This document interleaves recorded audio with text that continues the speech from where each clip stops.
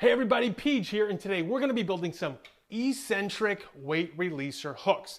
Now if you don't know what they are, they're an old school way to overload the eccentric portion of the movement for certain exercises like bench and squats, creating more explosiveness on the concentric portion of the movement. Now this is a proven way to break plateaus, but if you don't want to take my word for it, at the end of this video, I will have a link to strength and conditioning expert Matt Wenning's discussion on the benefits of eccentric weight releasers. Now, if you'd rather buy than DIY, you're looking at spending around $200. My version can be made for $55. But if you do want to buy, there's the Rogue version, which will cost you about $205 plus shipping, and they're long enough to do flat bench all the way up to squats, at least for most people. And if you're looking at the Titan Fitness version, it'll be $100 for the short version, but if you want to squat, you got to spend another $100 for the extension hook. So apples to apples, they're about the same price, except Titan has free shipping. However, if I was buying, I would spend that extra money and get the Rogue version. The build quality is way better, okay? Now, whatever you want to pick though, the product links can be found down in the video description below. Shopping via these links costs you nothing extra, and it helps support the channel and helps me continue making free content for you. So be a pal and use the links. All right, now let me give you a quick overview before we get to the DIY tutorial portion. So you're gonna find other DIY designs out there, but in my opinion, I don't think you're gonna find another one out there that'll provide ease to build while still being very strong, easy to adjust, and enables the versatility to do flat bench and also squatting. So to execute this, all we got to do is remove this, slides right off, add a plate or two, and then add our hook. And we'll pull this trigger and it'll allow me to do so. Okay, now we can set this at different heights by pulling that trigger, and it's rock solid. Now I've tested it with two 45-pound plates on each one. So it could probably handle a lot more, but that's all I tested it for. So I'm gonna set both of these down at the very bottom because we're gonna do some flat bench.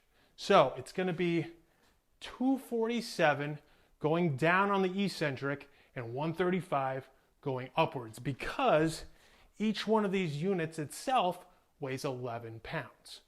Okay, check it out. So we'll just put that right there. All right, and exercise.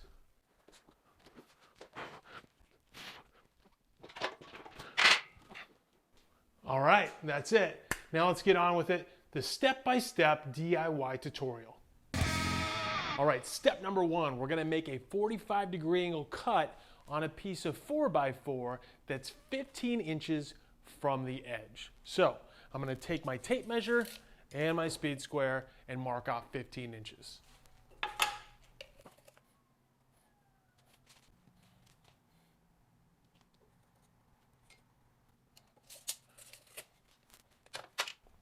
Okay, so I'm going to turn this so that we got a 45-degree angle blade going.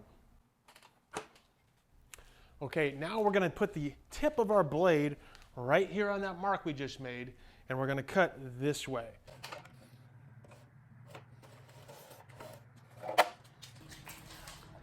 Let's cut.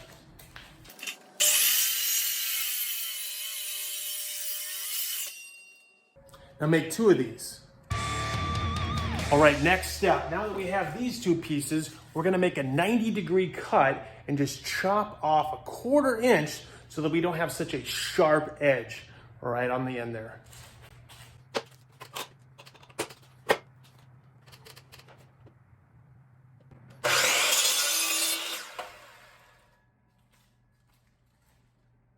And the other one.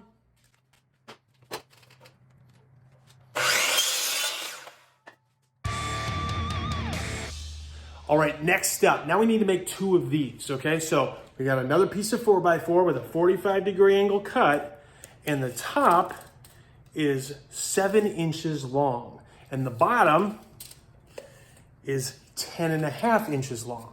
Okay, so make two of these.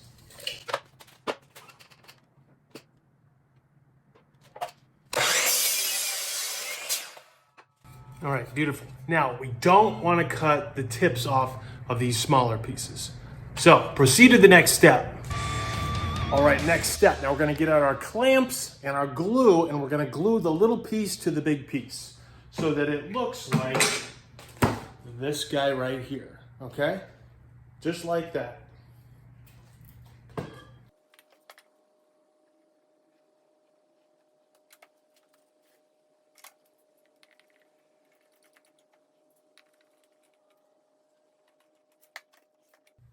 Voila. Now we're going to let that dry for 24 hours. All right, next step. Now we need to make 2 blocks that'll look just like this, okay? So 90-degree angle cut. And they're 3.5 inches across. So make 2 of them.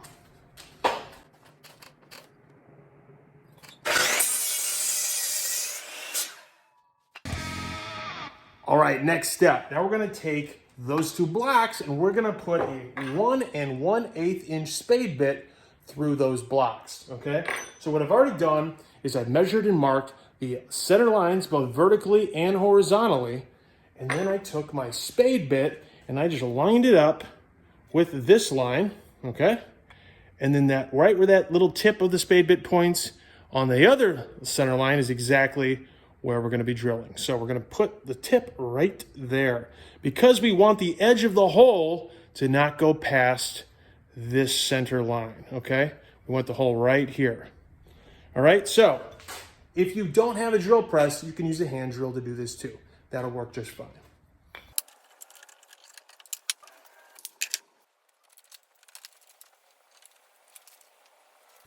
All right, let's drill.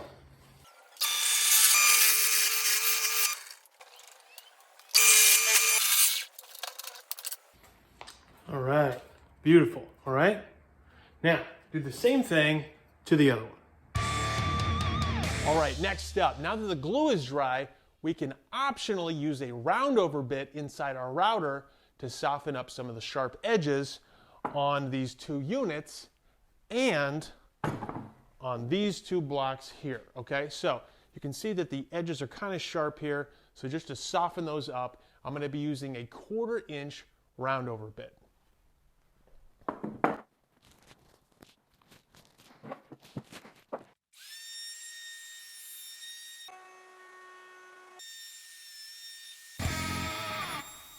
All right, next step. Now we're going to use a sander and we're going to do a little light sanding.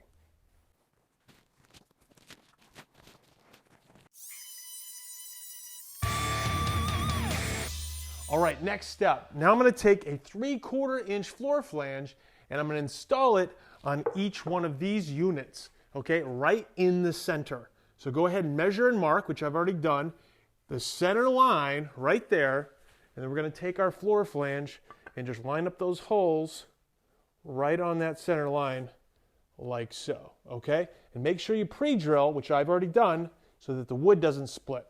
And I'm going to be using 3-inch long construction screws for the job.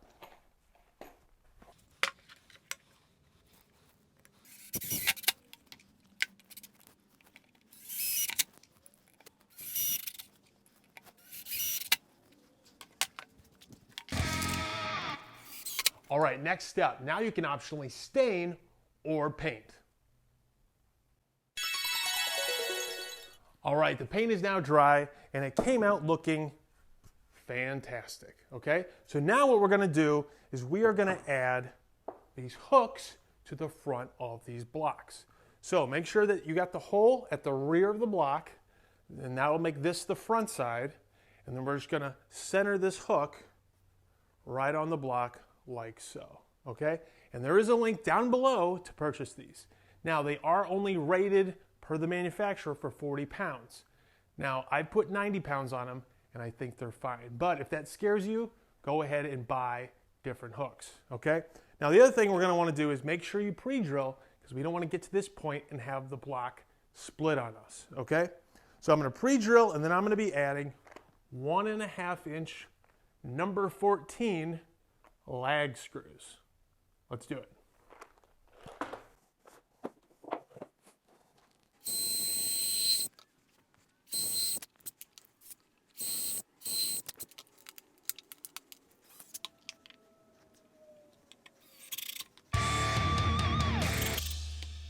All right, now let's put it all together. So I'm gonna take a 36-inch long, 3/4 inch plumbing nipple, and I'm gonna put it right here on the floor flange. And this just screws right on. All right, I'm also gonna do this, and this is optional. I'm gonna take a washer that has a 1-inch hole in it that's 2.5 inches wide, and I'm gonna put it right here. Okay, now what this does is it will prevent your weights from getting scratched up by the surface of the floor flange, as well as slightly elevate the weights so that the weights don't scratch up the surface of the base. All right, now do the same thing for the other unit. All right, next step. So now we can obviously add some plates, and then you add your hooks.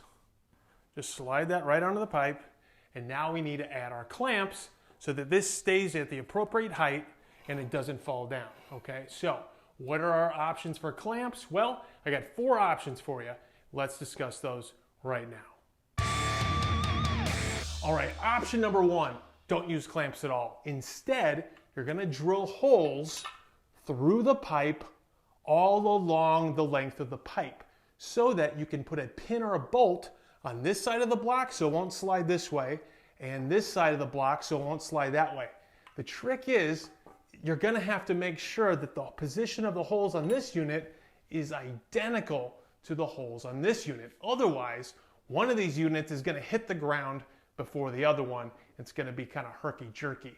You're not gonna like it. So I actually recommend not doing this option. It will be the most secure, but it's gonna be a ton of work.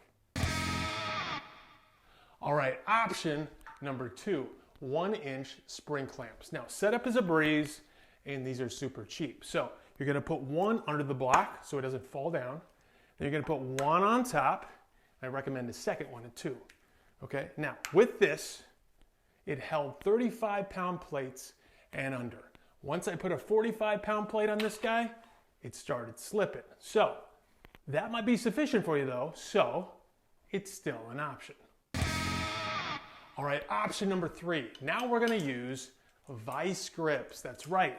So I still have a 1-inch spring clamp on the bottom so it doesn't fall, but on top, I'm gonna add a 1-inch washer just so the vice grips don't scratch up our beautiful block. And you can use good vice grips, or you can use the cheapest, crappiest ones you can possibly buy, which is what these are, okay?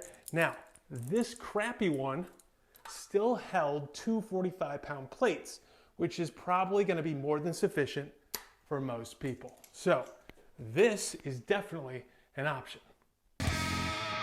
All right, option number 4, and this is my favorite option, okay? Because we're gonna be using a 3/4 inch pipe clamp. Now the benefit here is I needed a set of pipe clamps anyway, so if you buy this, well, now you got the nipple, you got the pipe clamp, you're good to go for your woodworking projects. So we're only gonna use this piece, we won't use this piece down here. So I'm gonna take this off, and we need to attach this to our hook, okay? And there's a variety of ways to do that, but rather than getting into every little way you could do it, just go to Design, Build, Lift for a list of ideas. Now, what I'm gonna do is I'm gonna use Velcro. See, right there, it's already on there. So what we're gonna do is just go ahead and put this on, and then just put this on, slide it right on. So just pull down this little trigger and it'll go on, and it sticks right on there, okay? So we don't need this, okay? So this will prevent it from falling down, and this gives you the adjustability to slide it down. And this thing is strong as hell. I tested it with 2 45-pound plates, and it did not move at all. It's a great option. So this is my preferred option. All right, last step. Now we want to make sure we can set both hooks at the same exact height. Otherwise, one's going to hit the ground before the other, and it's going to be a herky-jerky bad user experience.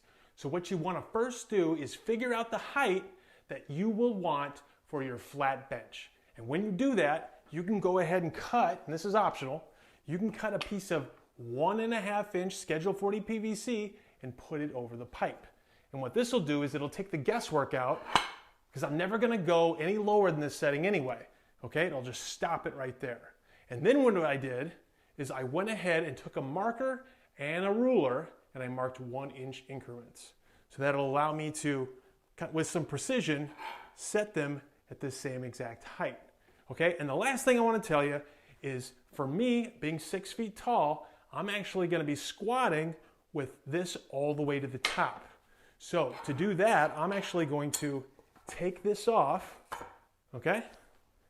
And then I'll be putting a 3/4 inch nipple cap right here. Screw that right on. And then just to prevent this from falling down, 1 inch spring clamp. Voila, that's your project. All right, DIY weight releaser hooks, a great addition to any home gym. Now for more details on this project, please visit designbuildlift.com. And if you need any of the supplies needed to make today's project, or if you wish to purchase a commercial version, such as the Rogue version, please consider purchasing those products via the links down in the video description below. Shopping via these links costs you nothing extra, and it helps support the channel. All right, that does it for this project, and I look forward to seeing you again in the next project. So, be sure to subscribe to the channel to be alerted the moment the next project drops.